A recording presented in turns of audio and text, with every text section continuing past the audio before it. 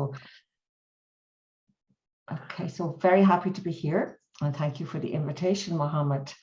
I note some of your questions, and I'll wait for you to ask them, are going back to the past, but just briefly, my own background. I started my first mediation training in 2000 and, when was it, 2001, I think. But before that, I was working as a facilitator, and I was actually facilitating a lot of conflict because there was not much mediation training in Ireland at that time, except for separating couples.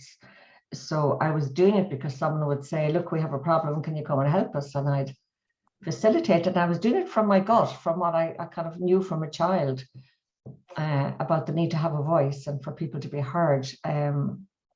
So slowly I morphed into being an official mediator, and I'm trained in community, workplace, and civil and commercial mediation, separating couples, but my practice has mainly been in workplace and community. And is that enough, Mohammed, do you think? When you start talking, Gerry, I can't say enough. I will say continue, but let me tell our audience how we started our relationship, actually. Yes. LinkedIn. And this is something that we can LinkedIn on it in Amazon. Your amazing book that I sent you a message that I have your book, and from there we start our relationship, and we invited you to Jerusalem to deliver a training on the mediation and the asking questions that your book based on it. So maybe you can tell our audience more about your book. You told me before that you spent a lot of time, years maybe, writing this book. We would like to hear more about some times during writing the book. What do you face? Difficulties? What was the happy time with that? Please share with us this experience. And I remember coming across you on LinkedIn and thinking, it's a Mohammed. I wonder where he's from. I mean, I know there are so many Mohammeds, but who knows? He could be from Palestine. So he was. And then I formed the connection, because if there's a Mohammed from Palestine, I'm on it. I've been so many times volunteering in the West Bank that I do love meeting Palestinians. So the book, I never wanted to be an author, Mohammed, ever. It was never a wish of mine. And sometimes I wonder, what did I do? But the reason I wrote the book is because I was training mediators.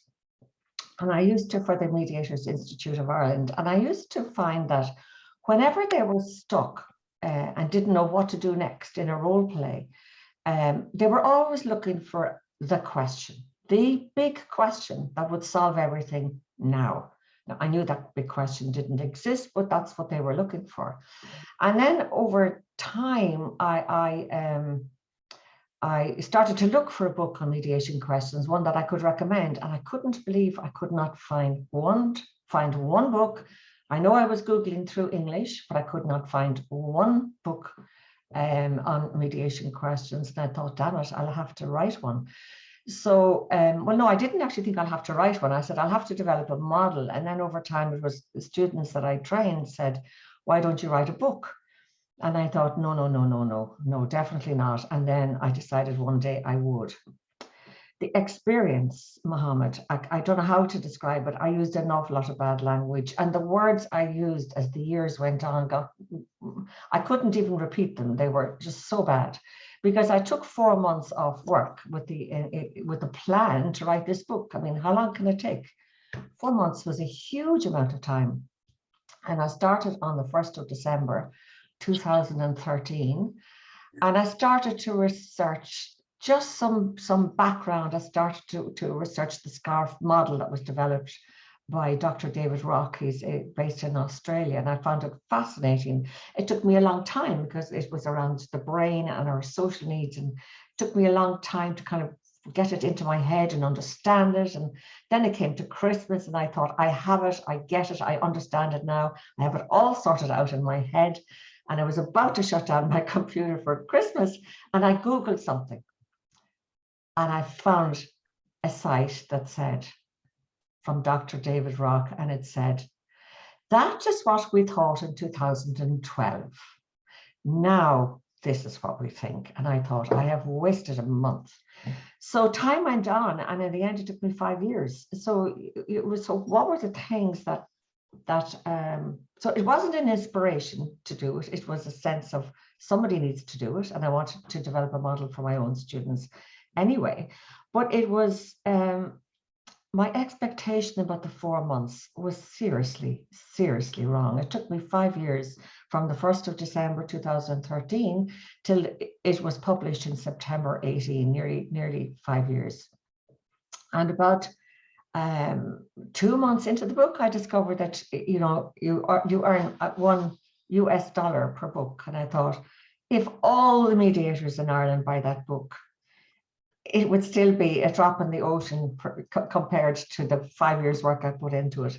But I learned a lot. I learned so much. I thought it was a fascinating journey. If I had only had the positivity to look on it as being a fascinating journey at the time, instead of looking on it so negatively and saying, well, it'll surely be done in 6 months. 6 months. And along that journey, I kept thinking, I really need support around this. I really need to talk to someone and hire someone to be my support person to bounce ideas off and just to think things through. And then I kept saying, well, it'll be finished in about 2 months, so there's no need to do it now. I should have done that at the beginning. And then time continued and continued. And when I'd find some other fascinating piece of information about the brain and how it worked, of course, that would take me down another avenue for more information. So it was a fascinating journey. The person I did have supporting me in the end was one of my sons, one of my boys that are nearly middle-aged men. And the last thing I want to say about my experience with the book was that it came to the very end and I suddenly realized that there was one piece I hadn't looked over. So I looked over it. He was here at the time. I gave it to him to read. And you could see him like this. He said, what are you doing? It's this, and there's this, and this, and this. And I thought, oh my God, if he's saying that at nearly the last draft. Oh, I came back in. I said, into the office, and I looked and I thought, and I went back in and I said, I think what you're saying is A and B. Do I have that right? He said, yes. And I said, and what else? He said, there's nothing else. I said, so why did you go like this in complete exasperation? I said, I thought I'd made some dreadful mistakes.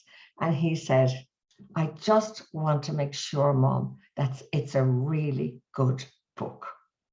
So that was I suppose the final nice part of it. And then, of course, with the advertising and the launch. But yeah, it was a fascinating journey. And I would say if anyone is thinking of doing something like this, go and get support to bounce ideas off very early on in the book. It would have been a great help. I did send it to some colleagues to read, and after year one, and I remember one coming back and saying, I think I know what you're trying to do. And I thought, that's not good enough. He just thinks he knows that maybe what I'm trying to do, that's not good enough at all. And in the end, I realized one of the things I was doing, because I trained so much, is the first year I developed a training manual, but I wasn't going to be in the room with people. So I needed to do an awful lot of work around the parts that are the facts in kind of supporting people to learn when they're reading it as a book. And then I started to roll it out here at home and things were going really well. And then the wonderful COVID turned up and I thought, well, damn it, after 5 years of this book and earning very little money, I've got to try and make some money. What'll I do? So then I started to transfer it into an online program and developed filmed case scenarios to demonstrate the question, and got a wonderful friend of mine in London, a graphic designer, to do the motion graphics, and now it's taken into a really an online course, which I'm absolutely loving delivering, because I'm learning even more myself as I do it. So Mohammed, that's the story of the book. Amazing story, and I know a lot of it, but I want you to share this experience with our audience. All the time when I'm delivering training in mediation or doing mediation, I found all the time that asking questions is not an easy issue. It's not an all. In general, we can ask any question at any time, but how can we ask the specific question in the same time, building on it, to bringing parties to talk about the issues, about their needs, about their interests, about emotions, bringing them to an agreement. With that all the time, I always thinking about you, Gerry, about your book. Let us hear more about the 4S questions. Okay, I suppose I probably need to give a little bit more background first as to why I developed those the S4 shift thinking questions, because actually I have the model here with me. I know we could go on PowerPoint, but it ruins the conversation. And the S1 of the model they're just the subject matter of the questions. Everybody knows that. What is it you're asking the question about? Very, very simply. And S2 is the structure. Is it a closed question or an open question? And one of the things I'd say here at this stage, but many of you might know, is that asking a why question, why did you do that, is the type of question that invites defense. And in a little while, you'll see why I think it's so important that the way you ask the questions, the way you ask them, even more than the question you're asking, needs to not inadvertently trigger a negative response or a fear response from a party or a participant. And then S3 are the ordinary seeking information questions. So tell me what happened and what happened next, and those ordinary ones. And then you're talking about these S4 questions. And I will come to them in a moment, because the book takes up more than half of the book is covered by the S4 shift thinking questions. So there are 8 different questions, but they're not just 8 questions. There's hundreds of questions in the book. There are 8 types of questions or categories of questions that I've developed both for myself, but mainly as well from my own training, from other people online, from books that I've read, and I've just put them into a model. But before I do all of that, Mohammed, if I could just talk about the context, because this is one of the things that really interested me. It's the context in which we're asking questions has a huge deficit of information, and there is huge information distortion. And I start by telling you a story, if you've ever read the book Steve Covey's 7 Habits of Highly Effective People. And he tells a story about being on a train in New York, and it's one of these trains that has, the table in the middle and 2 people either side. And he was sitting across the table from a man that he took as being the father of 2 children that were running up and down the aisle of the train. And the 2 children were knocking coffee, and they were causing chaos on the train. And Steve Covey became more and more angry as the father was just, he said, staring out the window as if he had no idea what his children were doing.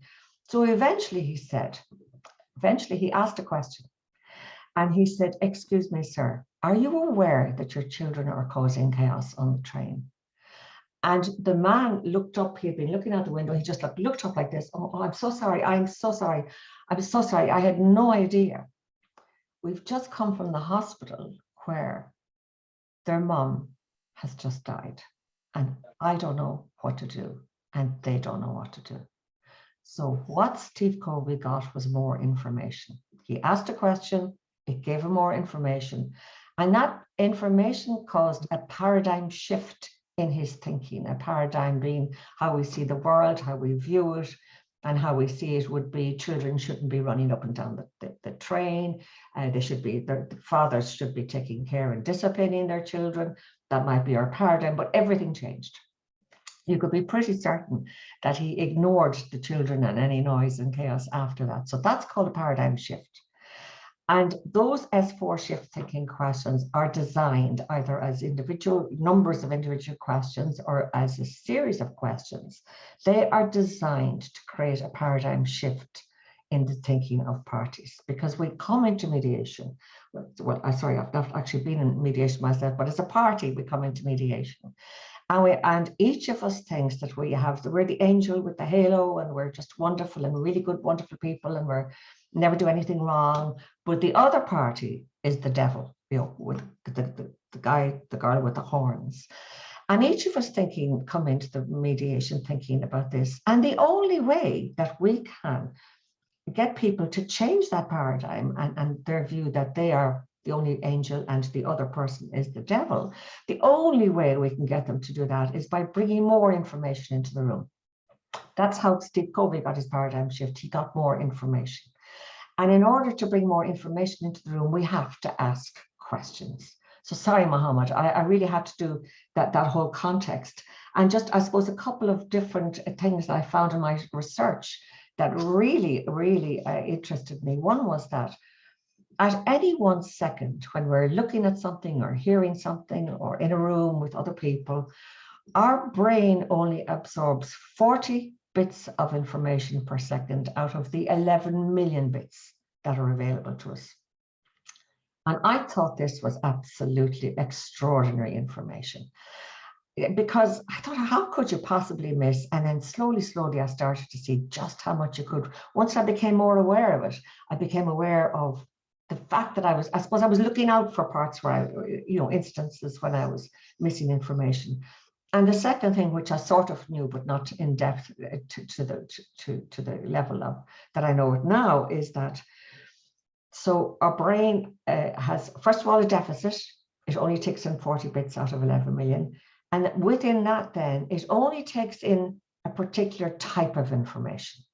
And the type of information that it takes in, that my brain, for example, would take in, would be based on my experiences, my values, and my beliefs, which is why every single one of us are so unique and so incredibly different. So just an example of experiences, I went for a walk with a friend of mine some time ago, and I didn't notice that just the two of us went for a walk, and after 45 minutes, we turned to go back again, and I saw her dog, and I said, her two dogs, I said, how did they find us? And she said, they were with us all the time. I said, what? You saw two, really? For the 45 minutes? And she said, yes, they left from the house with us. Now, I am not a dog person. I shock at least 50% of the world when I say that.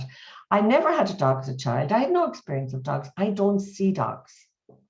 Whereas a dog lover would have gone straight over and started to pat the dog and say hi and rub them, and the dog would have jumped around the place. It's not what I do, because to be honest, I don't know how to do it, and I would be a little bit scared of doing it as well. But my experience will result in my not seeing dogs. Okay.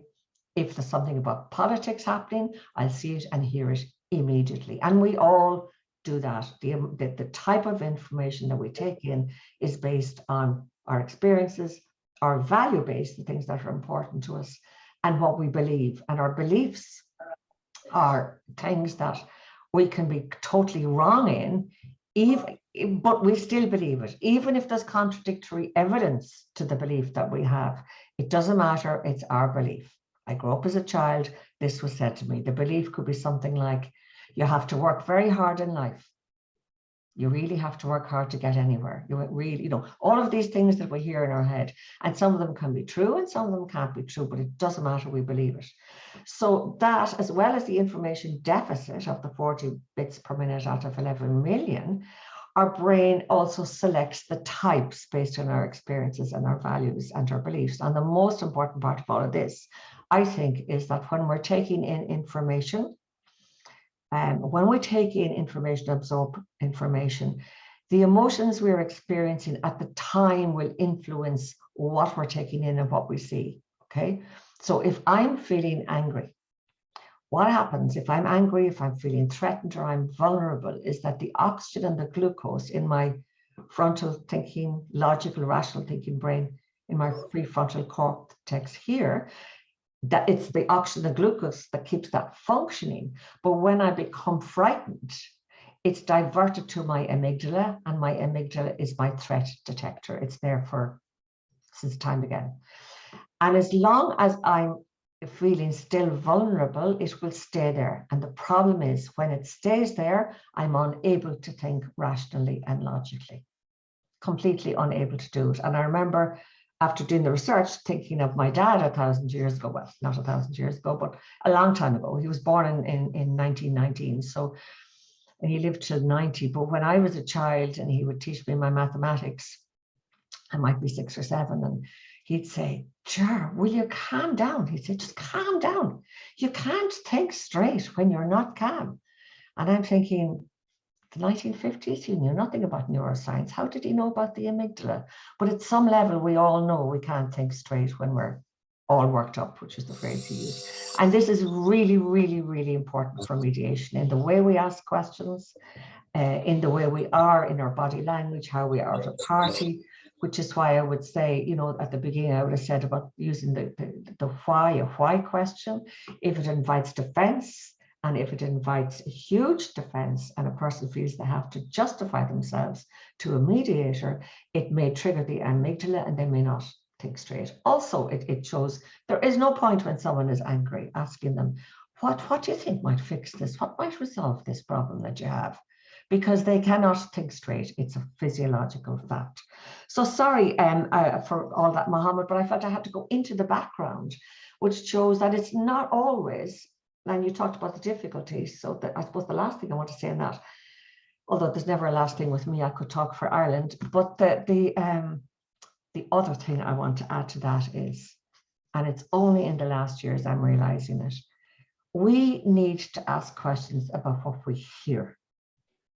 And when I started mediation first, I used to prepare pages of questions that were for every scenario. And I'd have my separate private meeting, and then I'd prepare more questions for the joint session. And I'd come home and I'd say, "Gerry, you didn't look at one of them.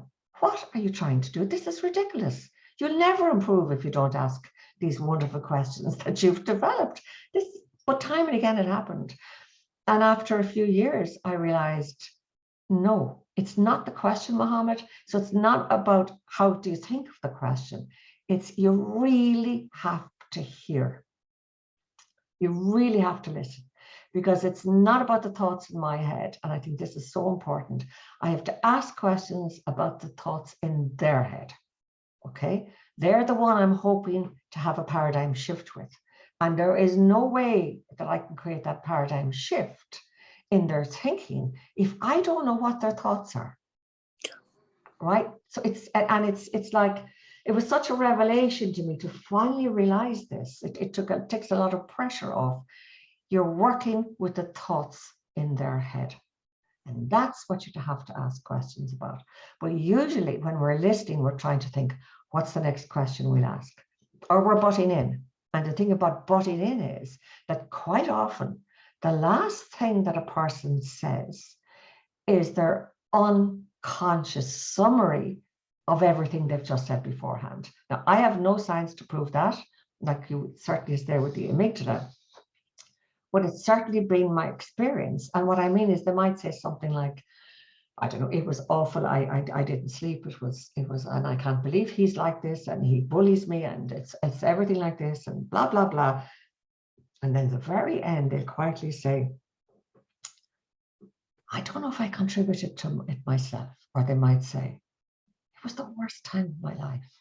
But whatever it is they say, that's what I need to ask about, because that's I think, their unconscious summary.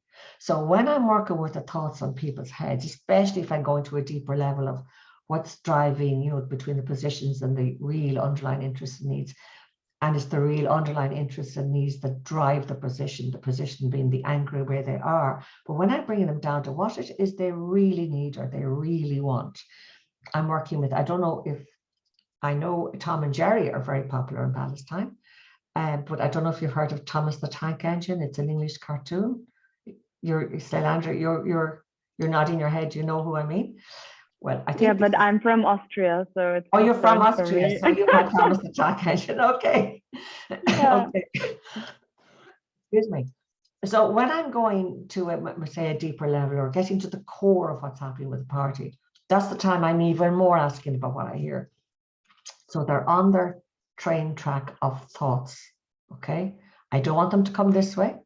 If I want them to go this way, I'll ask them a question about it and take them off on track. I want them to stay on it.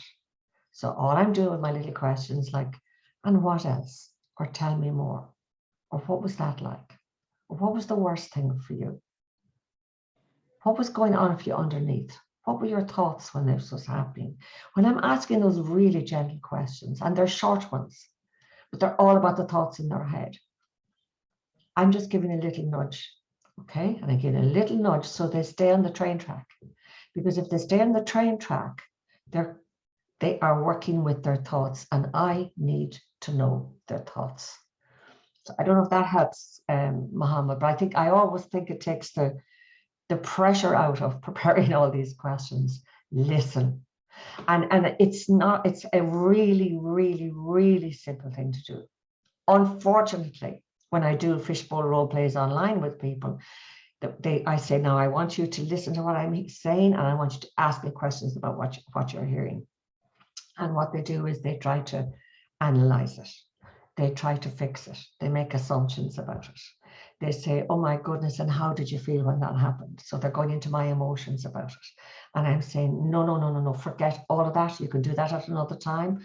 For now, if you want to know about the thoughts in the party's head, you've got to ask about what you're hearing. So the technique is simple. The difficult part is stopping doing the kind of things you would normally do. Just completely stop. Yes. Right. Yeah. Thank you. I don't know. Did I talk too long with all of that for your? It's very important, Gerry. It's the importance. It's not to come well prepared with a list of questions. It's more easily. It's to learn yourself how to hear. How to hear, yeah. How to listen, how to focus with the issues. And I totally agree with you. There is no need for tens or dozens of questions. If I think that I'm well prepared, and during the mediation, I don't listen. I'm only focusing on my questions. I will start with this a question. I will go after that to this question. No, it's depends on what we are hearing, what we are listening for from the parties. But let me ask you a question. Just before, Mohammed, can I just say about the list? It's not that the lists are great, and it's great to have all the kinds of questions like, tell me more, what was it like, how did it impact you? Yeah, what was like? Sure. You need to have those so that you come in and use them at the right time. Sorry, I interrupted you. No, it's okay. Sure, I totally agree. But I'm trying to say that more important to listen more than to prepare a list of questions that you are leading the process. No, the parties are leading the process. You are listening and going after that with what they are talking about. But that will take me to another area of question regarding to your book and your experience, Gerry. Do you think or believe that in the separate private sessions, the questions will be different of the questions that we are asking in the joint meetings, the mutual meetings? It depends. It depends what I hear at the separate meeting. I would have, I think, unusually, except for I know from talking with Anthony through LinkedIn, I know he would have a good, decent separate meetings, and then even a meeting even before that again. But I would spend about anything between 1 hour and 2.5 hours per person before I bring them together. And I'm already using that to create some kind of a paradigm shift in their thinking. I want to know what's in their head. And depending on what I hear, if I think it can be used at the joint meeting, without obviously giving away any confidence. But, you know, if I say to a party at a separate meeting, so, you know, when Mohammed did that, what did you think it meant? And what did you think was going to happen next? And that's one of the S4 series of questions, which I'll come back to again, Mohammed. And if I'm hearing that, I've asked that question of both parties separately, and if I'm hearing that they have completely different interpretations about the meeting they had, or the event that caused the breakdown in the relationship or the business or whatever it was, if I think that they have completely different views of that, I will bring that series of questions into the joint meeting. If I think there's anything that somebody might come to a place where they're feeling more vulnerable by my questions in a separate meeting, I would be very careful about asking that at the joint meeting. But the main difference, I'm thinking the main difference is more a methodological difference, that when I'm asking a question, for example, you know, a very common question is one like, if you were to go back now, what would you have done differently?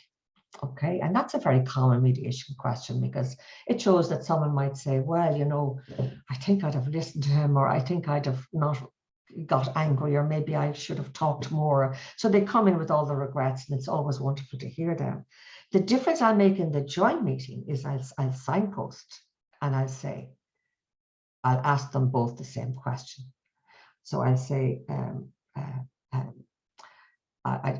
Haifa, I'd like to ask you a question about, you know, if you were to go back, what would you do differently? And I'm going to ask you the same question, Mohammed.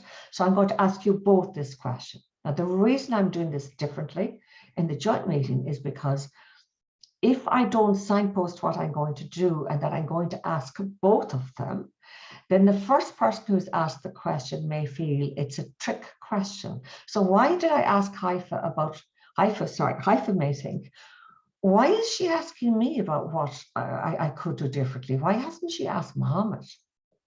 So it's that whole way of trying to make sure that the amygdala doesn't get just doesn't feel that sense of threat, and people aren't defensive.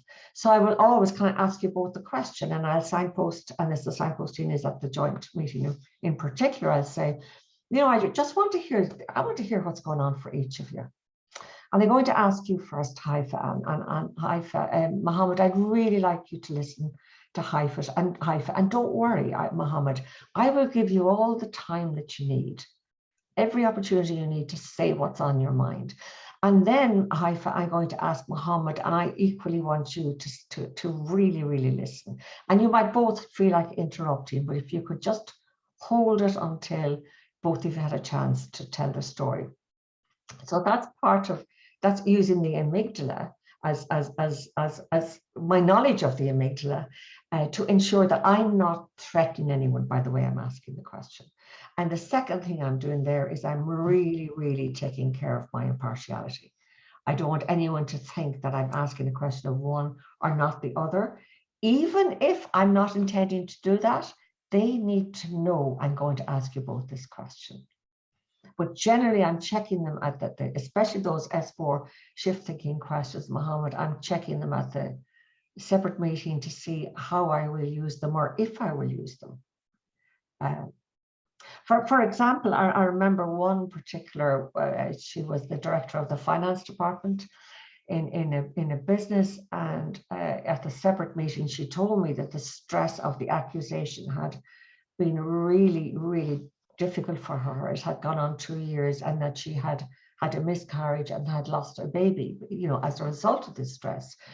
So I said, is that something that you want to say in the joint meeting? And she said, that can never come up in the joint meeting.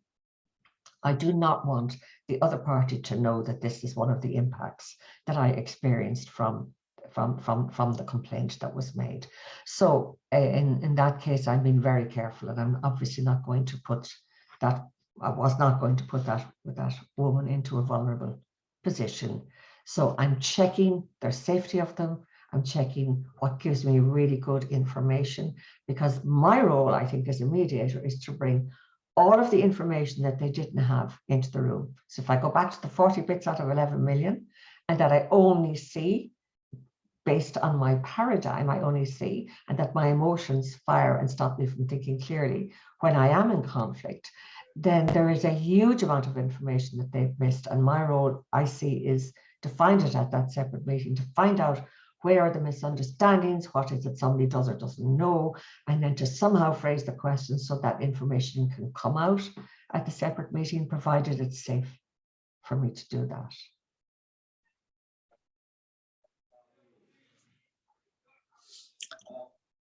Gerry, I will go to a question that maybe will take us to brainstorming. I know that you are a facilitative mediator, but do you think, Gerry, that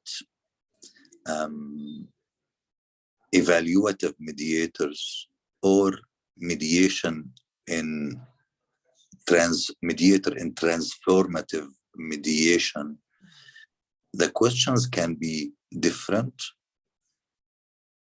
What do you think about that? Well, I don't have experience of evaluative mediation because my career started in the community and voluntary sector here in Ireland, and I worked as a facilitator for years and years and years before I was ever a mediator. So that's kind of part of who I am now. But to me, an evaluative mediation, and you can, guys, who, if you are using that form of mediation or that model, you can maybe help me on it. My guess would be that you may ask a lot of closed questions if this is what you're doing. And if I come from my own theory, which is that it's about the thoughts that are in the parties' heads and us needing to find out what the thoughts are to fix it so that it suits who they are, then evaluative mediation may remove some of that information gathering. Mohammed, I don't know your own experience of it. I'm trying to open discussion about that issue because this question comes right now when you was talking about the issue, and I believe, and you said something very important, that it will take us to closed questions instead of open questions, and this is something a little bit different. And as evaluative mediator, you can give advice, not only continue asking questions. With your work as a facilitative mediator, you continue asking questions, and the questions till you bring the parties to a specific to talk about specific issues that they need to talk about it. But the evaluative, he knows what they are, where they are going to, and if they left the mediation to arbitration or to litigation, he can see what is the results can be, so he can give advice there. And I totally agree with you. He can ask closed and specific questions with answers based on I know or I don't know or yes or no. Yeah, but it can open for us an issue to think about it more and more about how to ask questions in this styles of mediation. Gerry, I think that you can, maybe we can hear from you more about the power of the open questions in facilitative mediation. Yeah, I just going back on that before finishing on it, Mohammed, I mean, I really do believe in the power of self-determination. Outside of mediation, I really feel we have. However, I'm not saying for a moment that that in some cases, in many cases perhaps, that people want to come, they want someone to tell them what to do. They want to tell them, they want it based somehow on what someone else might think would be fair or just. I don't think I'd give my own power away like that if I was a party so easily. Yeah, but then that's a different thing. So the types of, well, the kinds of questions you were asking me earlier about the S4 shift thinking question. And I think I can give you, I've kind of gone through slightly a few moments ago, what I call the journey of inference questions. Now, if any of you go online and you Google ladder of inference, you will see this that I'm talking about. And they talk about asking questions about what did someone see? And then what did you think it meant? And then what did you think was going to happen? And then what conclusion you reached? And then what action did you take? And the actions being based on our beliefs, the beliefs that we have growing up as children, and maybe after some traumatic experiences, our beliefs can change profoundly, just depending. So when I did developed this myself and did the model on it, I thought it wasn't just up and down a ladder. And I became really aware that it's about the thoughts in a person's head. And it's a journey, and it keeps going around and around and around. So, you know, say, Mohammed, you have been quite nasty to me in workplace, and you've said something to others about me or in front of others about me, and I'm very angry, and I interpret that as being X, and then the assumption, and so on. However, when the next thing happens, I am hypersensitive to what you might say that might humiliate me. So when it continues, so we're meeting again in 6 months at a conference, or we meet in a workplace the following week or at the next meeting, and I'm already going into the meeting, and I'm going in, I'm going to keep an eye on Mohammed now. If he's the way he was the last time, he's only going to be nasty to me. I have to keep an eye out that, you know, I'm ready to answer his nastiness. And all I'm doing is looking for your nastiness. And that's how I think it's a journey rather than going up and down a ladder. The outcomes from those meetings, those questions rather, can be quite profound. When someone says, "Oh, is that why you did it?" And it's so why did you think they did it? Well, I thought they did it because of this. And said, no, that's not why. It was because of the other. So they're really excellent at bringing information into the room, and they make a conscious thought process unconscious. So we are all going on these journeys of inference every day. I'll tell you a story about a taxi driver in Dublin. I'd finished training. I had a lot of bags with me in a hotel, and I was going to a meeting in Dublin City first, and then I was getting the train home after that. And I live about 200 miles, 300 kilometers from Dublin. So I booked a taxi, and a taxi pulled up outside the hotel, and I went over, and he said, no, it's not for me. It's not for you. It's not for you. And I said, is it for Gerry O'Sullivan? And he said, it is. And I said, well, I'm Gerry. I'm a woman, Gerry. Okay. Whereas he was obviously expecting the man, Gerry. He said, oh, I'm so sorry. He copped out, and he said, so where are you going? I said, I'm going to this particular cafe in Leeson Street in Dublin. And he said, you're going for brunch?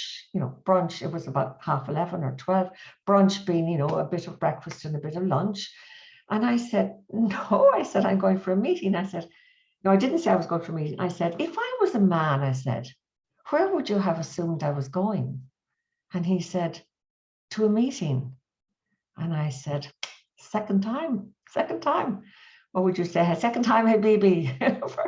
So we arrived at the destination, which was only about 11, I don't know, not 11 minutes. It was about maybe 5 or 6 minutes later. And he went to get my bags out of the boot of the car. He lifted them up. He gave me my bags. And he said, have a lovely weekend away. And I said, the third time I said, I'm not living in Dublin and going away for the weekend. I said, I'm going home. And he just said, I really hope I never have a passenger in my taxi like you again. So in the space of a few minutes, he made 3 major assumptions about me, interpretations and misinterpretations and assumptions. And they were only the ones I knew. I had no idea what was going on in his head. And we do that every minute of every day, and it happens like that. In a split second, we go from an event happening to what we do next. shout back, don't ever talk to them again, take another action, whatever it might be. And what these questions do, following through those steps, is they make a person's unconscious thought process conscious both to them and to the other person. Because nobody comes across an event and says, now, what do I interpret? What do I assume? What's going to happen next? I wonder what my conclusion is. We never do that in our own brains. So one of those series of questions, it does that, Mohammed. And I mean, there's lots more to it, but what I would suggest saying in a very brief way would be, what happened? What did you see? What did you observe? What did you think it meant? And what did you think was going to happen next? And they're the kind of questions I check out as a separate meeting. And if I see that there's a big discrepancy or difference in what each one interpreted or assumed was going to happen next, I'm going to ask that series of both parties while they're sitting in the room at the joint meeting. So that would be one example. Did you want, in terms of time, do you want me to give another example of one of those? I don't want you to stop, and on the other hand, we want to open a discussion with the audiences. But maybe finally, I want to give you opportunity to tell more about the training you are delivering now, and is it online or in person? Well, it was on person before COVID, and I'm absolutely, it's just working so well online. It's, you know, I only take, it's a maximum of 12. It's usually about maybe 8 or 10 people, and it becomes, it's sort of 4 afternoons. We say Thursday, Friday one week, and Thursday, Friday the following week. And we go deep into each of the 8 questions. Actually, Anthony could tell you more because he did attend them. But it's, you know, when I wrote the book first, someone said to me, who is this for? I said, oh, it's for students. And she said, I don't think so. She said, I think this is for people who've been mediating a while. And I thought, really? And she said, yes, there's so much new stuff in here that people don't know. So what I find is the people who've been mediating a while, even if it's hundreds of mediations or years, or if it's 5 or 6 mediations, are the people that get the most value from the book, which is what I hear in kind of emails and on LinkedIn and so on afterwards. But it's so particularly geared for that student, but a beginner student is not going to not learn. Of course they're going to learn, but the learning won't have as much impact on them because they won't be comparing the learning with their experience and what they used to do beforehand. And that's, I think, where the big change takes place. So I do them about 4, I think I'm going to about 4 or 5 times a year. I'm semi-retired, but this is my passion. I want to keep doing them until somebody says to me, you never turned up for the session, Gerry. I'm like, oh, I'm so sorry. I'm 85 now and I just not functioning. I'm so sorry, darlings, for not turning up. But when it comes to that stage, I'll have to stop. But I love it. So yeah, and the next one is January, but they're on o'sullivansolutions.ie. My website address is there beside my name. I think they're January, and they will begin then the end of February, beginning of March. I wrote them down for you because you asked me that. Yeah, 12, 13, 19, and 20, and it's GMT time. So depending on the time of the year, you would be 1 hour or 2 hours ahead of us. So it might go into your evening time. Gerry, excuse me I don't want you to stop really. I'm all the time have the same passion to listen more and more and to hear from you and to learn all the time from you. But maybe it's an opportunity to give the audience a time to ask or to add anything that they believe or think I want to know more. I just want to tell you all, please, that my colleague Ibrahim shared now on the chat a Google form for registration for anybody who would like to have a certificate for attendance this lovely and important and valuable webinar and session.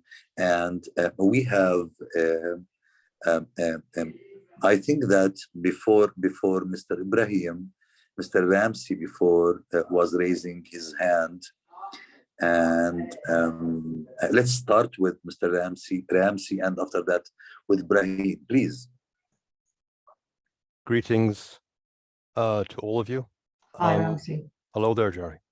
So first of all, out of respect for everyone here whose mother tongues are either Arabic or English, I'll speak in both languages, which are both my mother tongues. My question to you is in terms of focus on the past versus focus on the future. To what extent do you feel that your questions are mainly focusing on the past? Or also do you invite how they saw the future in the past? How do they see the future now? And how the past would impact on the future? Now in Arabic, if you give me a moment. Sure. بكل احترام وتقدير أود أن أركز على المقارنة بين الاستفسار عما حدث في الماضي وعما هو متوقع في المستقبل وكيف كان توقع المستقبل ماضيا وما تداعيات ما حدث في الماضي على ما قد يحدث في المستقبل. Thank you, Gerry, all yours. Thank you, Ramsey, for your question. It's an interesting one because I think it's a very fine line between going back or between being a counselor. Well, it's not a fine line, but you could overstep the mark, and I'm always very conscious of that, particularly as I really do go deeper into finding underlying interests and needs.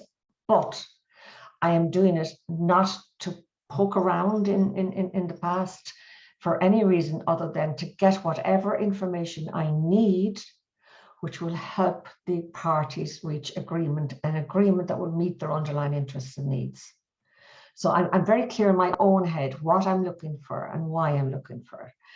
And I'm not doing it just for the sake of doing it. I'm just really being clear that whatever is there, that any agreement needs to meet their underlying interests and needs. If it doesn't, it's just a sticky plaster solution, and it's based on having conversations at positional level. So I'm only going back to find out the future, to find out what is needed there that would help to form an agreement. And having said that, what I would say is, I think it's people are often afraid of what might come up when they go back, or they might open up something that they won't know how to deal with, or maybe it's a past trauma. It's been done by a mediator inadvertently, not as an intention. And what I will do when that happens is I will just say, it looks to me like I might have touched on something that has been quite, or is quite difficult for you. And I say it really slowly and gently. And then I leave a silence for them to really hear what I've said and to reflect on where they are. Not a long silence, just a little bit. And then I'll say, what is it that you need to help you, if it's a workplace, for example, what is it that you need from the mediation to help you have a good future? And then, so I'm not ignoring it and pretending it didn't happen, because I think that would be so disrespectful. But I am acknowledging it and moving on. And then later at a separate meeting, I'll ask them, how are they now? I would say the only advice I will give will be, not even advice, I'll say, have you got support on this? And maybe you might need to think about it. And if it was because of bullying from one to another, I might also have a separate meeting with the other party and ask, how was it for you when that came up? Because I don't want them to go home thinking that they are being blamed for what traumatic incident might have happened in the past. Does that make sense, Ramsey? Does it answer your question? Beautifully. And if you allow me to end on a note of personal encouragement, Gerry, I would say that the material you have outlined is essential reading for beginners as much as for practicing mediators. Okay. And not only for mediators, but also negotiators and even interpreters. I started in this field myself many, many moons ago as an interpreter between Arabic and English. And I soon adopted the principle of refusing to interpret a question why. I'll say, do you want really to ask that person in the presence of his official staff to justify his actions? Yeah. So please outline what it is you find difficult to understand. And then we put the weakness on the asker and not the blame on the person receiving the question. Well done, you. Yeah. Yeah. It's so important, isn't it? Thank you. Thank you, Ramsey, for your question. Is it Ibrahim Barghouti there?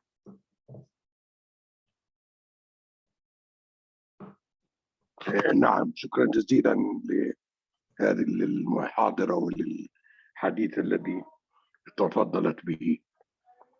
أنا لدي 3 نقاط أو 3 عناوين. العنوان الأول هو المهارات الفنية لدى الوسيط، أمر مهم، ولكن برأيي أن الأهم هو النظر إلى النزاع من منظار حقوقي، من منظار من شأنه أن يحترم ويطبق تطبيقا محايدا ونزيها للقيم والمبادئ الحقوقية للأطراف المتنازعة. وبالتالي مهم جدا تنمية المهارات الفنية في إدارة عملية الوساطة، ولكن المهم أن لا ننسى أن الوسيط يجب أن يكون محايدا، ويجب أن يكون نزيها، ويجب أن يتناول النزاع من منظار حقوقي. وهذا يقودنا إلى سؤال زميلي الذي تحدث قبلي من حيث الربط ما بين الماضي والمستقبل باتجاه إنهاء النزاع وعدم العودة إليه ثانية، بمعنى آخر التسوية المرضية العادلة للطرفين، طرفي المنازعة نفسها. هذه النقطة الأولى. النقطة الثانية، أنا أعتقد أن المنازعة خارج إطار الفهم النظام القانوني القائم، النظام المؤسسي القائم للبلد، يصبح نوع من الأفلاطونية الرومانسية، لأنها سيصطدم بواقع عدم القدرة على التنفيذ. والدافع للجوء إلى الوساطة والرغبة لدى الأطراف المتنازعة في اقتضاء حقوقهم بالسرعة الممكنة وبأقل تكلفة ممكنة. وأهم عامل للوصول إلى الحق هو أن تكون البيئة العامة القانونية في النظام القانوني الذي يتيح أو يعمل مسألة الواسطة مؤمنة وموثوقة بقدرة اللاجئين الذين يلجؤون للواسطة لاختيارهم هذا الطريق لاقتضاء حقوقهم. أما إذا كان نتيجة الوساطة غير قابلة للتنفيذ لاعتبارات خارج إرادة الطرفين الذين يلجؤون إلى الوساطة بسبب البيئة السياسية والقانونية للنظام القانوني الذي نعمل به الوساطة، فنحن نكون أشبه بالدعاء أكثر من القادرين على إقناع الناس بأن هذه الطريقة هي طريقة تشبه إلى حد بعيد القضاء العادل الذي ينهي النزاع ويكون الأطراف فيها قابلين وراضين بالنتيجة التي انتهت إليها عملية الوساطة أو العملية أو دور الوسيط في ما عرض عليه من موضوع النزاع يرغب الطرفين في إنهائه. ولذلك كل التشريعات في دول العالم المختلفة تأخذ بالوساطة كطريق من طرق حل النزاع إلى جانب القضاء، ولذلك هم لا يعتبرونه مناقضا أو بديلا عن القضاء، بل يعتبروه إحدى الوسائل التي على القضاء نفسه أن يلجأ إليها. ولذلك كل التشريعات القضائية نجدها تنص على عرض النزاع على قاضي تسوية المنازعات قبل أن يصل في موضوع النزاع الموضوع عليه قضائيا. لذلك أنا أعتقد أنه يجب أن ننظر إلى الوساطة ليس فقط من الزاوية التقنية الفنية السيكولوجية، المهارات الحوار والقدرات الشخصية للوسيط كمحاور أو كمفاوض، أو بقدر ما نحن بحاجة إلى وسطاء مؤمنين بحقوق الإنسان، إلى وسطاء عادلين، إلى وسطاء ذوي ثقافة قانونية أو قيمية حقوقية، وينظر إلى النزاع ليس من منظار أن الوسيط نجح.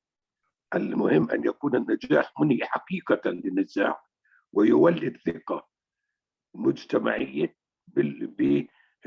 بصوابية اللجوء إلى الواسطة لحل المنازعة التي قد تنشأ بين الأفراد أو بينهم وبين الإدارة التنفيذية للحكومة أو للسلطة التنفيذية.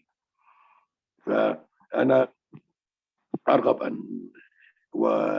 أن أعرف من حضرتك عما إذا كانت الوساطة في ظل نظام لا يحترم مبدأ فصل السلطات، في ظل نظام لا يعمل المعايير القانونية في ضمان حماية حقوق الأفراد، في ظل نظام مثلا لا يثق ولا يعمل على تنفيذ أحكام الوسطاء أو المحاكم أو المحكمين أو أي طريقة من طرق حل النزاعات. ما هي الضمانات لإقناع الجمهور باللجوء إلى الوساطة كوسيلة ناجعة وموفرة للوقت والمال والجهد ومحققة للعدالة كي تصبح طرح موضوع حل النزاعات عن طريق الوساطة أمرا مجديا وذي قيمة عملية وتتجاوز البعد الأكاديمي. يعني نحن صحيح نحن بحاجة إلى تدريب أكاديمي، تدريب فني، تدريب تقني، ولكن الأهم أننا نحن بحاجة إلى تدريب خلينا نسميها عادل يعزز ثقة المواطن بهذه الطريقة كإحدى الوسائل التي تصون الحقوق وفي ذات الوقت توفر السلم والأمن المجتمعي من خلال تحقيق نتيجة منهية جديا لأوجه النزاع والخلاف، ولا تعود لتجديده عبر مثلا على سبيل المثال تتضمن توجيهات أو توصيات الوسيط لحل كافة أوجه النزاع التي لا يراها هو جدية بذات المستوى التي قد تعمل في نفوس المتنازعين. وضحت يعني يمكن.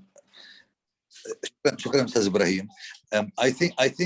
I hope that I'm sure that the translation Haifa did her best to focus on the main issues and main questions and comments, and maybe I will have something after you to talk about Gerry. Please.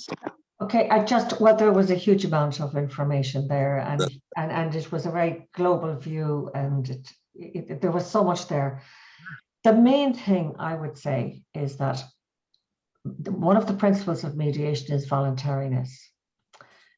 And if somebody comes to me and says, we too want a mediation with each other, we've had a difficulty, we'd like to sort it out. Whatever, in whatever context it might be, if they want to come and do that through mediation, and if I'm of the view that yes, I can do this and I have the capacity to do it in this particular area, I will do it because that's what they're looking for. If it involves an agreement that needs to be a legally binding agreement, then what I will do is go through the whole mediation process, and at the end of them, say to the parties, if you would like to bring this to your lawyers to have any advice, please feel free to do so before signing this legally binding agreement. And I'll also let them know from the very beginning that at any stage they can break from the mediation and go for legal advice and then come back and continue. But I do think it is, as long as mediation is being provided under a regulatory system, which it is in Ireland now, I do think that it's up to the party to decide whether or not they want either lawyers or solicitors barristers in the room with them, or what kind of mediation they want. So Ibrahim, I would go back to the whole voluntary aspect of it, rather than saying it needs to be this or it needs to be the other. And any particular type of sector, civil and commercial mediation would rely very much, commercial especially, on having the advisors of the parties in the room with them to advise them as they're making their decisions. But if I was to go to, with a community of monks or a community of nuns, or to any community group of any kind whatsoever, and ask them, do they want a legally binding document at the end of it, a legally binding agreement? They would all 100% say immediately, no, that's not what we want. We want to talk about what's going on for us. We want to be able to agree a way forward. We want to understand each other. And then that doesn't necessarily have a role for the legals to come in and look at that and work with it, because the parties have asked for a mediator, they've not asked for legal advice. So I think I'm going back to what the parties want, which I believe so strongly in. Our principles would be voluntariness, that they're voluntary, they can't be forced to come. In Ireland now, we have a Mediation Act since 2017, and one of the things in separating couples is that they are obliged to go for information about mediation. They're not yet obliged to attend mediation, but the lawyer is obliged to let them know about mediation and its benefits, and needs to sign an affidavit to go to court when the agreement is finally done and it goes to court for all that needs to happen at that level. The solicitor has to provide a document, an affidavit that they've signed saying, yes, I did advise the parties of mediation. I did explain what it was like. And in some cases, people do bring their solicitors with them, even outside of commercial, that they can do that too. But to me, it's all down to the parties and what they want, what they're looking for. And in many cases, when they come for mediation, my experience has been that they don't want a legal outcome. They want to actually get a future without the problems of the past. That's what they're looking for. Thank you, Gerry. And I have something to add, but to be honest, I also want more engagement from the participants to give their notes and ideas, thoughts and questions. So I will go now to Faten, and after that to Ahmed. Faten, actually, Gerry, not all the audience are from Palestine. We have a lot of audience from all the region, from the Arab countries. For example, Faten from Tunisia. And I can see a lot of friends from Saudi Arabia, Egypt and Syria and Dubai and Jordan. So we are very happy that we have a lot of audience from all the Arab world and from outside also, international. So Faten, please. شكرا أستاذ محمد، وشكرا جيري لهذه المداخلة القيمة. الأسئلة كما قلت هي أداة بين يدي الوسيط لإدارة الحوار فيما بين الأطراف المتنازعة للوصول إلى الإجابات تمكنهم من فهم الوضعية بأكثر عمق وتمعن وفهم الحقائق بأكثر دقة. سؤالي هو عند صياغته للأسئلة، هل يرسم الوسيط هدفاً ليصل إليه عند يعني في نهاية المطاف؟ هل يكون الهدف مرسوم مسبقاً في ذهنه؟ وهل تعتقدين أن الأسئلة لوحدها كأداة كافية لإدارة الحوار أم هناك أدوات أخرى تعاضدها؟ I think again, coming back to the principle of self-determination. Hello, Fatim. And my apologies, because my love affair is with Palestine. So whenever I hear Arabic, I think of Palestine. My apologies to those from Tunisia and Egypt and Syria, Dubai and Jordan as well. Fatim, coming back to the mediation principle of self-determination, I see my role as being the king or the queen of the mediation process. And I see the role of the parties as being to decide the outcome, what they want to discuss and how it's going to be sorted.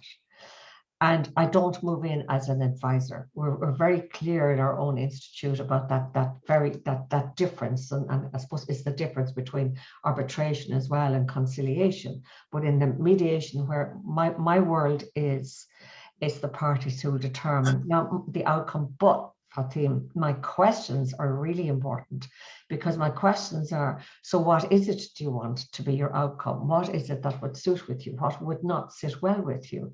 Given that you've told me your real underlying needs or interests are X, what is it that you need from the other party to allow you to have that X? And if they gave you that, what would you give them? If they gave you that, what could you give them? Not would, what could you give them in return? So I'm constantly asking questions, but the questions are me giving them that principle of self-determination.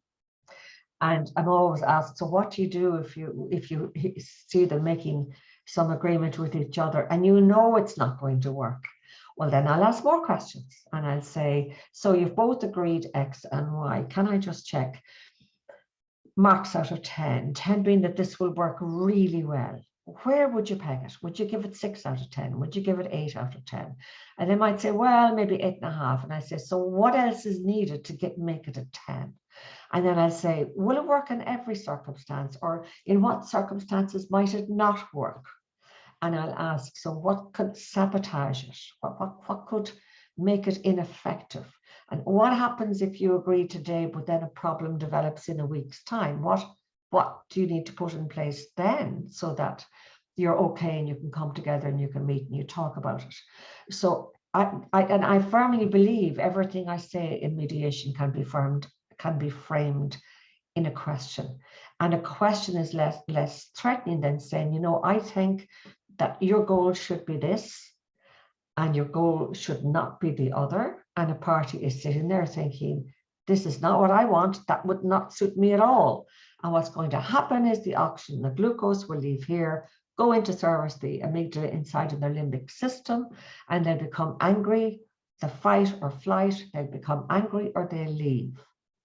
Okay, but I will have triggered that amygdala hijack within them, and they won't be able to think clearly. Whereas if I frame everything I want to say in an open question, I have a much better prospect of bringing parties to a solution that meets both of their needs.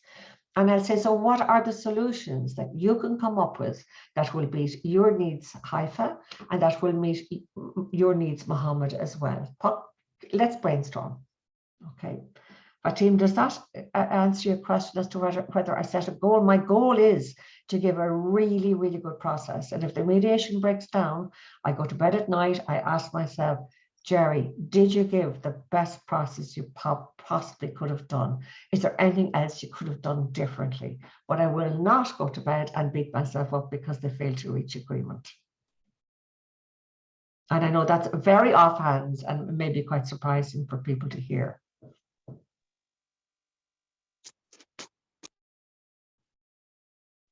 Thank you, Gerry. Thank you. And also, I'm very happy that we have also friends from Morocco, from UK also, from Beirut. All are really welcome. Brussels. And Brussels. That's good. That's really great. That's amazing. Let's have Ahmed. We have only 15 minutes to close, so I hope that Ahmed will ask his question or comment. Assalamu alaikum, everyone. عليكم السلام. أهلا It أحمد. would be, hello, Gerry. Thank you for Alaikum your assalam wa time. rahmatullah. Marhaba. Thank you, Act Conflict, for this amusing and interesting program today. My question is, I'm a lawyer, and as a meditator, if I see my line of question is making more problem or making the conflict bigger, or having new thoughts or new ideas that both parties didn't have before, and would really wouldn't help in achieving an agreement. What would you advise me to do to continue in my line of question and let them discover the new thoughts that they didn't have before, or try just to achieve an agreement and close the whole subject?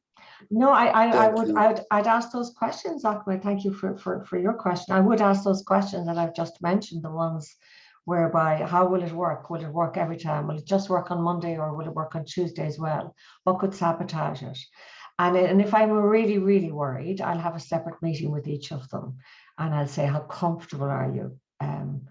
Have you got some legal advice? It's not my role to give advice, but it is my role to give advice, to get advice. So if I'm very concerned, I'll say something like, I'm very concerned about this. It's not my role. I know I'm a lawyer, but it's not my role now. I'm not wearing my lawyer's hat to give you this advice, but my advice I will give to you is to go and get some legal advice, and then let's meet again. And I'll ask them both to go and get legal advice, so they are making an informed decision, Ahmed. But as soon as I step in and give advice, I'm leaving myself wide open for becoming partial, and also wide open to being sued if I'm giving the incorrect advice. I think that's the wonderful beauty of mediation, is that it's all about them. It's not about me. Absolutely all about them. And this is where I just see that questions are so important. You can turn every statement you want to make into a question and ask it in a very curious way, in a very interested way. I really, want the best for both of you here. And I'm just thinking, what might happen if that route was taken? What would be the best thing, the best outcome, and what might be the worst outcome, and what might be the most likely outcome if you both decide to reach that agreement? At the end of the day, I am only the king or queen of the process, not the outcome. Does that help, Ahmed?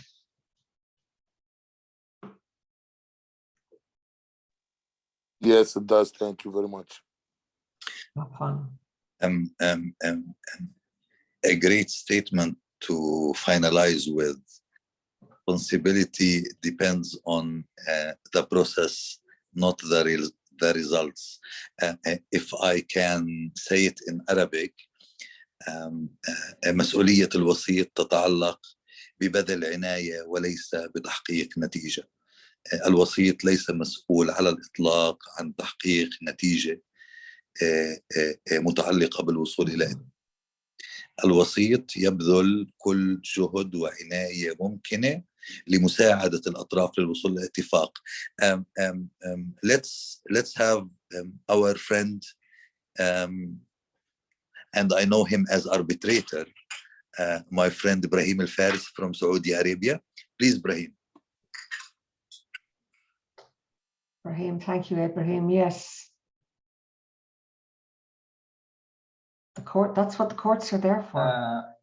شكرا سعادة الوسيطة جيري، وشكرا لسائر فريق تنظيم هذه الندوة القيمة، وعلى رأسهم سعادة الوسيط والمحكم محمد هادية المدير التنفيذي لمؤسسة آكت لحل النزاعات.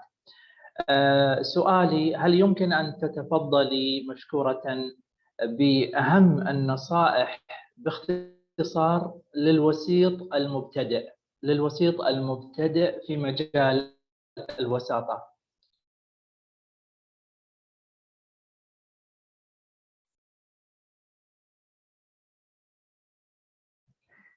Listen and ask questions about what you hear. And it's such a simple, silly answer, but it's profound in terms of practice. Listen, really listen to your parties. Parties in conflict need to feel important. They need to feel heard. They need to feel that you're there for both of them. And if you really listen with your heart and your soul and your mind, you will hear what's happening. And that's the only way you can, I think, work in mediation is with the thoughts in their head.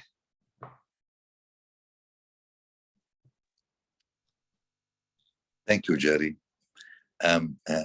استمع الإصغاء والاستماع شيخنا الفاضل والحبيب. With these human words and responsible words, I think we will finish our webinar tonight. We are in Al-Quds, in Jerusalem, very happy and very proud that we have you, Gerry, with us, and very happy and proud to have all our friends from all the world with us tonight. My colleague Ibrahim shared with you also a link for registration and link for WhatsApp group. Anybody very welcome to be with us in our group. The video of this webinar will be shared also in LinkedIn and on our link in YouTube. I want also to thank my colleague Selendra from Austria. She started with us in Al-Quds as intern, and she continued working with us from Vienna now. I would like to say thank you. I don't want to stop it, Gerry, all the time. I will continue to say it. We are all the time learning from you and learning from your experience and your passion to mediation. I believe this webinars will make the pool more huge, and the people that they are involving in the mediation process are more and more. I believe that mediation is something amazing, to be honest. It's not arbitration that there is an arbitrator who is judging. It's not litigation that the judge is. Mediation parties can go to agreement, self-determination that Gerry talked about it 2 or 3 times tonight. It's very important to give the self-determination to the parties in the mediation process. I hope that, and I believe that all of us, we learned a lot from this session, and we will continue our meetings and webinars monthly on mediation and ADR in the whole world, from Al-Quds, from Jerusalem, from Palestine. We thank you all, and we hope that we will continue seeing you in other webinars. Thank you all. And Shukran. thank you from me, and congratulations to ACT on all the work you're doing to facilitate people to go through a mediation process rather than through the legal process when it's appropriate, of course. And shukran and maslame. Shukran. Thanks for everybody. Thank you so much. Thank See you. you later. Gurmila Mahagut, Gerry. Oh, who's that? Ramsey. Ramsey, you speak Irish as well? Indeed. Are you from Ireland? Oh, in soul and in spirit, perhaps? In soul and spirit. So you have the soul and the spirit of the Irish, but you don't have the bad weather. Well, you should see my temper. Well, Gorma got Ramsey for your input, and Slán. Slán. You are. مع السلامة. Bye bye. تحياتي. Bye. Thank you so much, Gerry. It was very, very interesting. Fun.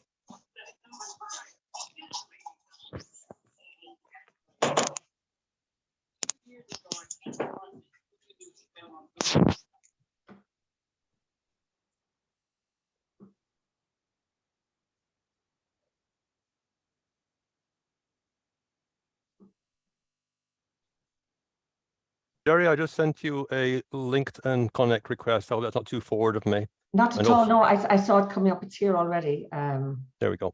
And also okay. sent you a quick email. So we're in I'll contact. reply when we're All in good time. No, all in good time. Yeah, We have an expression in Arabic, which is kind of even nice than saying all in good time. كل شيء في أوانه حلو, which means everything in its appointed time is beautiful. I say yes. And there's never a bad time, is it, for the right thing? No. Yeah. Unless you force it, then it's a bad time. I'll be in touch. Thank you for the connection, Ramsey, and I'll be in touch. Thank you. Sure. And should I stay with Mohammed? Mohammed, you're still there? Yeah. I'll leave you to it. I will stay till the end.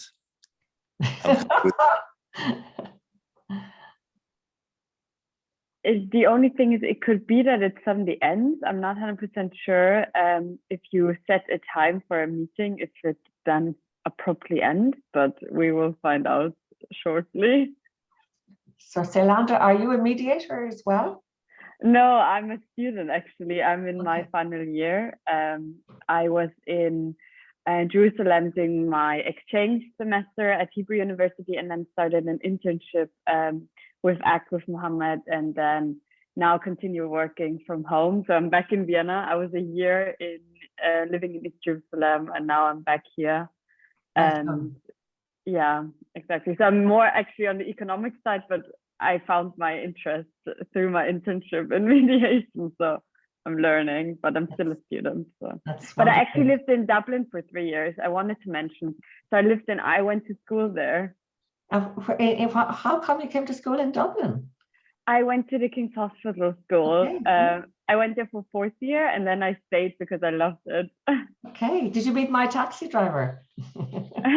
Probably. Probably, yeah. Oh, okay. Yeah, That's I love Ireland. Interesting. Yeah. That's very interesting. I talked to Gerry before 2 weeks, and I told her that in April I will be in Dublin, and I thought that the distance between Dublin and the place that Gerry lived in, it's like Al-Quds and Al-Khalil. But she said, Muhammad,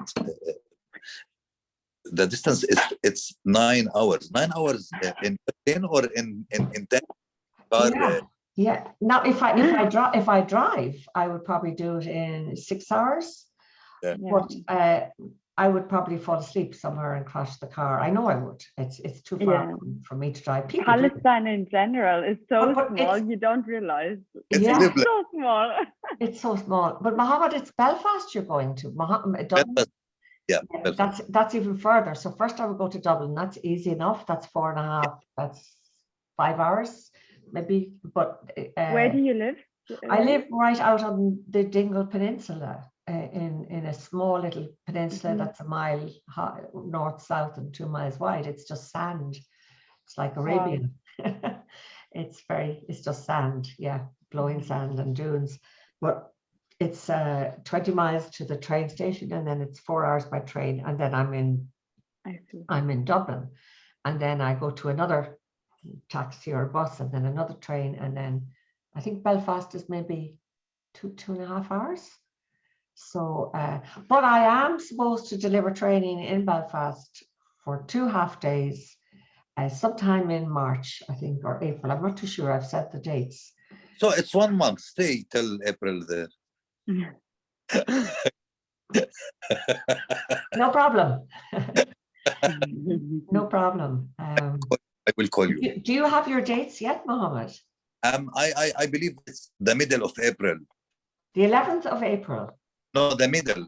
I'm not sure about the specific day, but it's the middle. Well, listen, let's see what happens. And are you going for a conference? It's a training, 3-5 trainings, but it's not mediation, it's negotiation, Gerry. It's with Harvard University. Okay, and it's been done in Queen's University in Belfast? I'm not sure. I will provide you with a program. I think it's to learn more about the history there. Okay. The conflict, how they deal with it, and well, something to learn here. Well, I know you sent me a whole lot of questions that you might ask me, and one of them was my answers. You said to me, I think one of the questions was, what were the first moments in your life or career that made you fall in love with mediation? Right. And I had 3 answers to it, but one was my very first mediation training was in Belfast. And it was supposed to be in Dublin, but there was a kind of a foot and mouth disease with cattle. We couldn't move. So they couldn't bring everybody from the north. And their usual participants were ex-prisoners, ex-political prisoners, or ex-paramilitaries. And I was the only Catholic from the south, from the Republic in Ireland. So I would have been seen as really on the other side. I didn't have a side, but I would have been seen as, well, we're supposed to hate them. We don't trust them. So anyway, it was I could see people being very careful and slowly coming around and knowing that I wasn't in the IRA or whatever.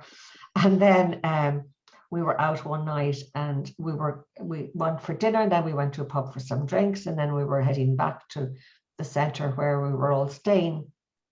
And I noticed one of the guys was missing. And someone said, we must have left him in the pub. And I said, well, I'll go back. So I went back and I said, just to tell you, we've gone here and this is what we're doing. And he said, oh, thank you very much. And he came with me. But I discovered from the coordinator afterwards that he was completely and utterly blown away by the fact that I came back, because I was the enemy. And then I realized the simple thing, all I did was the human thing of go back and say, we're just here. But it was a tiny thing for me, but for him, it was momentous that a person on the side he hates took care. So that was one of the times when I realized, there were other instances, but that was the one that came to my mind. It wasn't when I fell in love with it, but it's when I began to realize the power of people having conversations and getting to know each other, even on a social sense. You're muted, Mohammed. I think you're muted. Yeah. Yeah, I was listening. Yeah, I totally agree with you. People should listen to each other, should talk to each other, and it's very important to understand the needs, and the fears, the emotions, the positions, even. Don't hear and talk to each other. We can't reach any agreement, and we will open the way for war and disagreement and hate. Yeah, it's the way to resolve all the disputes. I'm not talking about the commercial and family and workplace disputes. I'm also talking about the international and national disputes. We're all humans. That's right. And we all have thoughts in our head. Doesn't matter we are or Protestant, Christians, Muslims. For example, here in Al-Quds in Jerusalem, there is no difference between Christians and Muslims. We are all Palestinians. And we hope that we will see in one day a peace. Who knows? Inshallah. Inshallah. Yeah. Thank you everybody, and thank you. Good night. Good night. Goodbye. Good night. Salame. Thank you. Thank you for everything, Salandra, as well. Yeah, it was really lovely having you. Thank you, Mohammed, for asking me. And goodbye, you guys. Yeah, have a nice evening. Have a nice evening. Bye. Bye-bye. Bye-bye.